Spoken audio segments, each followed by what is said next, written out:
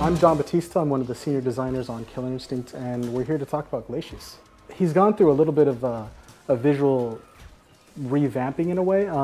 We actually tried to update his style to kind of like rationalize some of his powers and such. So we're doing that by saying that it's his suit that's allowing him to do all these big and cool and crazy moves and such. So he's actually able to use the suit to kind of lower his weight, so he kind of has like a floaty jump, and he can actually use it to create these ice constructs, so you can use it to attack his opponent. It actually builds straight into the way he actually plays as well.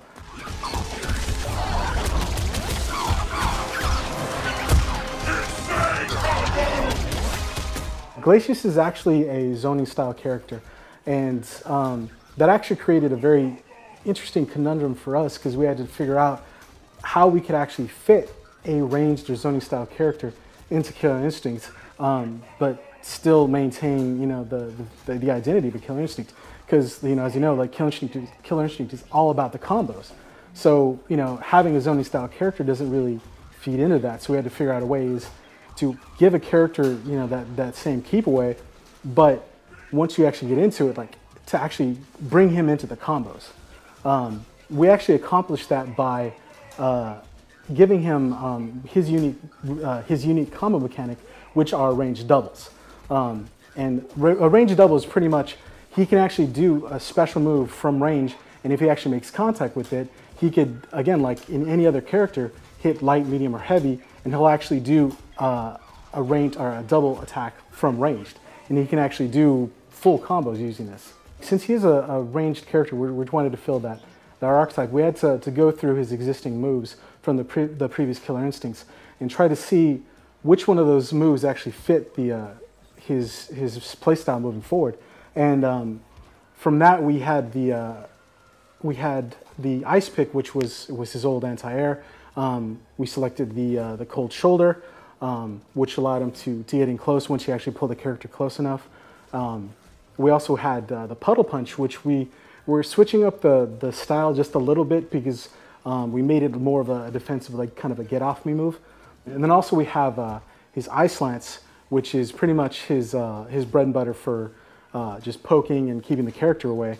And we added a new move as well, which we're calling the shatter, which is an ability where he can actually create a damage volume up at different points in the screen. And he can use it to control space and to create, you know, like set up traps and so on and so forth. And again, each time he hits with any of these moves, he can actually go into combo no matter where he is on screen.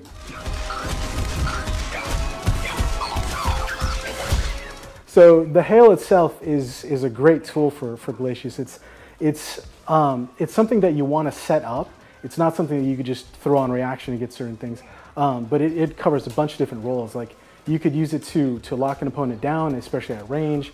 You can use it to keep some of your moves safe. Like if you throw like a light or medium, you can actually follow it up with a cold shoulder, and if they actually block, the hail can actually follow in and actually make the move safe.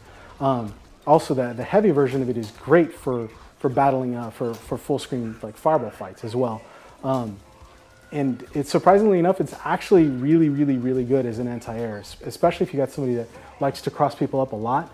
Like the shadow hail is amazing for shutting that down, and it's also really good for combos, like you could see. So shatter, just so you guys know, is actually, it is an unblockable move. So it actually feeds right into, like I said, his zoning and his the traps that he could set up. There had been some initial concerns with having an unblockable move in the game and such, but we've actually managed to hit a nice balance with it. So your opponent can actually jump out of the way. It doesn't hit characters that are in jump start.